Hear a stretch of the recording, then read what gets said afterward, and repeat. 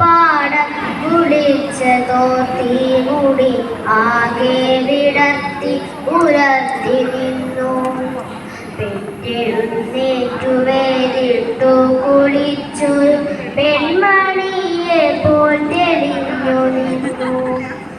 ആയമ്മയെ കാണാൻ അക്കരെ ഇക്കരെ ആ വഴി വഴിയാരു വന്നു. ഓരോരോ പായാരം തങ്ങളിൽ ചുറ്റി ഓരായിരം കിളിയൊത്തു വന്നു.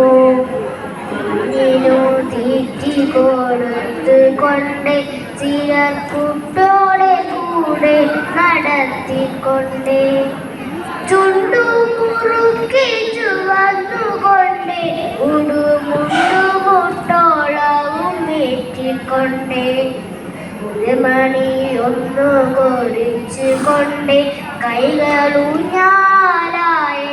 വീശിക്കൊണ്ട് ചളിവരത്തൊന്നു വഴുതിക്കൊണ്ട് ചിലർ മഴവെള്ളച്ചാലുകൾ നീന്തിക്കൊണ്ട് ഓരോരോ പായാരം തങ്ങളിൽ ചൊല്ലി ഓരായിരം കിളിയൊത്തു വന്നു.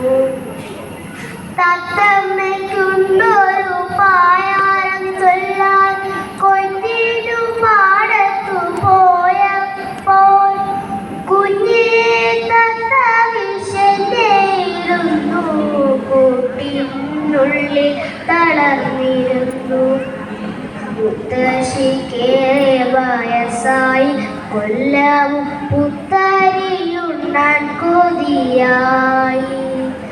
താഴ്ത്തിയരിഞ്ഞൊരു പുന്തൽ കതിരുമായി തത്തമ്മ പെണ്ണ് പറന്നു പോയി.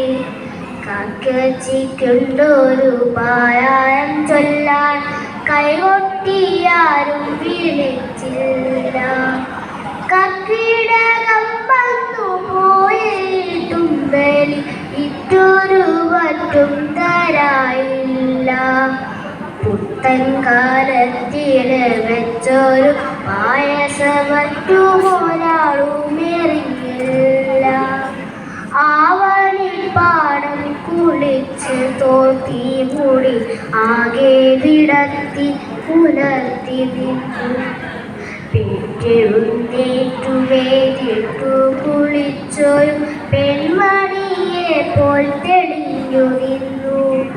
പെൺമണിയെ പോൽ തെളിഞ്ഞു നിന്നു.